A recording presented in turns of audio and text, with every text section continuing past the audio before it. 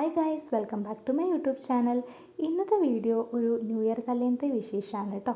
നമ്മൾ മെയിനായിട്ടും ചിന്നുവിന് ചെരുപ്പ് വാങ്ങിക്കാൻ വേണ്ടിയിട്ടാണ് വന്നിട്ടുണ്ടായിരുന്നതെങ്കിലും അത് മാത്രം കിട്ടാതെ പോയിട്ടുള്ളൊരു ദിവസത്തിൻ്റെ കഥയാണിത്.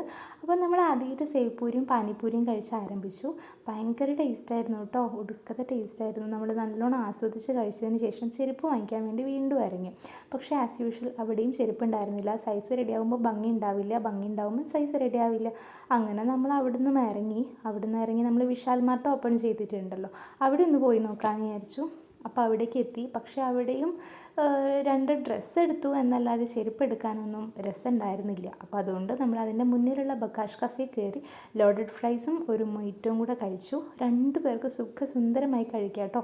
ഭയങ്കര ടേസ്റ്റും ഉണ്ടായിരുന്നു, ഒടുക്കത്തെ ടേസ്റ്റും ഉണ്ടായിരുന്നു.